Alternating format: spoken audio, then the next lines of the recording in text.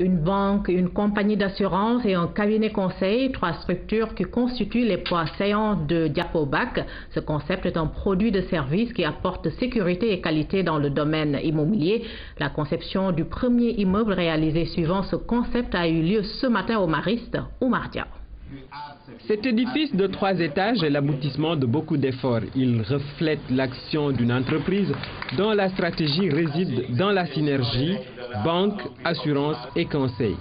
L'immeuble est habité et les locataires ne se plaignent pas. Le bâtiment que j'occupe depuis bientôt 2 ans ne présente aucune anomalie structurelle, pas de fissure ni affaissement. C'est un bâtiment qui me semble avoir été bien suivi. L'immobilier est un pan important de la vie. Ce sont généralement des efforts sur de longues années qui permettent de mobiliser une certaine épargne susceptible de vous mettre sur la voie de l'accès à la propriété. Or, des Sénégalais, et ils sont nombreux, ont été grugés par des entrepreneurs. Combien de détournements de crédit ont fini par plomber des projets immobiliers porteurs d'espoir? La liste est bien longue. Le maître d'ouvrage de cet immeuble disposait d'un terrain aux dimensions modestes. Il n'avait qu'un souci majeur, le rentabiliser. Concevoir un projet immobilier qui puisse assurer l'utilisation optimale du terrain, qui est de dimensions très modestes, en vue de rentabiliser son investissement. L'objectif principal de Diapobac est d'apporter sécurité, transparence et amélioration de la qualité dans le domaine complexe du BTP. Depuis la création de la BHS dans les années 80, je crois que le concept de Diapobac dans les années 2000, c'est un pas en avant dans le domaine de l'habitat au Sénégal et je suis sûr, tout comme la BHS a inspiré d'autres pays africains, je suis sûr que le concept Diapobac va inspirer d'autres pays africains.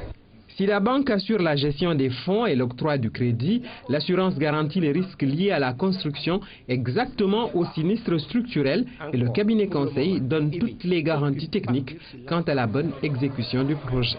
Nous avions retenu dès les premières présentations du projet Diapobac, c'est qu'il permettait de donner de la qualité au projet et donc de sécuriser grandement l'investissement réalisé qui constitue le gage du bailleur. 6 ans après le lancement de Diapobac, l'idée est devenue une réalité qui concrétise 10 ans de recherche et 2 décennies d'expertise en ingénierie de la construction. Un concept, un produit qui devrait largement contribuer à une promotion de l'immobilier dans notre pays et en dehors. Oumar Diao, nous avons justement sur ce plateau le concepteur de Diapobac, M. Ali Diouf. Monsieur Diouf, bonsoir. Bonsoir, madame. Voilà, vous avez suivi le reportage. Vous avez été donc à l'origine d'un concept innovant pour sécuriser des investissements aussi bien dans l'immobilier que d'autres projets de génie civil. Aujourd'hui, vous avez inauguré concrètement un projet d'immeuble managé sous ce concept. Quel est votre sentiment? Merci madame de me donner cette occasion. Mon sentiment se résume dans la réception que vous venez de suivre, parce que lancer un concept en 2002, participer à la réception d'ouvrage aujourd'hui en 2008, c'est quelque chose quand même de réconfortant. Et je m'en réjouis parce que ce projet, c'est vrai, c'est une idée qui naît.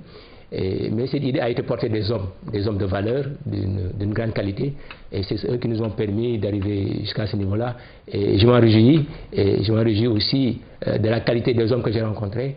Et le Sénégal doit être très heureux qu'il y ait des hommes de cette envergure qui sont très généreux pour pouvoir quand même partager leur expérience. Mais concrètement, comment l'investisseur ou la banque entre dans ce projet? Très bien. L'investisseur ou la banque, en général, c'est eux qu'on choisit comment ils rentrent dans ce concept. S'il s'agit de l'investisseur, il vient avec une idée ou bien il vient avec un projet.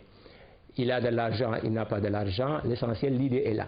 Une fois que l'idée est là, il nous appartient à nous de bien formaliser son besoin, de bien formaliser ce qu'il veut réaliser, et à partir de ce moment-là, on crée un cadre pour lui permettre d'arriver à réaliser son projet. Et la banque aussi, il peut être à l'origine de cette entrée, comme cela nous est arrivé souvent, une banque qui oriente un client vers nous pour lui permettre de mieux évaluer son projet, pour permettre à la banque aussi de se rassurer, est-ce que le coût du projet, le coût du crédit va correspondre réellement à la réalité du projet, est-ce que toutes les dispositions sont prises pour tranquilliser la banque. Et nous, ce que nous avons fait, on a créé un lien entre la banque, l'assurance et le conseil. Et un lien pareil, si on arrive à le créer, ça crée un climat de confiance, un cadre de confiance qui permet à tout acteur, aussi même l'État que les autres, de pouvoir parfaire des projets, de pouvoir réaliser des projets à des coûts moindres.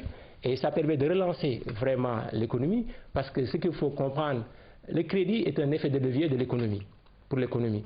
Donc si on arrive à tranquilliser la banque, à sécuriser la banque, à mettre la banque en confiance, ça ne fait que favoriser le crédit. Et le crédit, on a besoin de ça pour investir. Si on n'a pas de crédit, si on n'a pas de banque, forcément l'économie va en souffrir. Voilà, Monsieur Diouf, on a coutume de dire que quand le bâtiment va, tout va, mais on voit qu'ici au Sénégal, les constructions sont anarchiques, il y en a beaucoup. Est-ce que vous avez une solution? D'abord, le maxime, quand le bâtiment va, tout va, moi je ne suis pas tellement d'accord. Ça peut être surprenant parce que c'est quelque chose qui est galvaudé partout. Moi je dis quand le bâtiment va, tout va, ça dépend du cadre, ça dépend de l'environnement. S'il y a un environnement qui n'est pas structuré, quand le bâtiment va, rien ne va. La preuve, il est là. On voit des constructions qui sortent partout. Est-ce qu'à partir de ce moment-là, on peut dire quand le bâtiment va, tout va? Il y a des constructions qui sortent partout, il y a des immeubles qui s'effondrent, il y a des morts. Je ne crois pas que dans ces conditions-là, on peut dire quand le bâtiment va. Est-ce que vous avez une solution à ça? Madame, dans un environnement pareil où tout le monde peut être entrepreneur, il n'y a pas tellement de règles de jeu assez claires.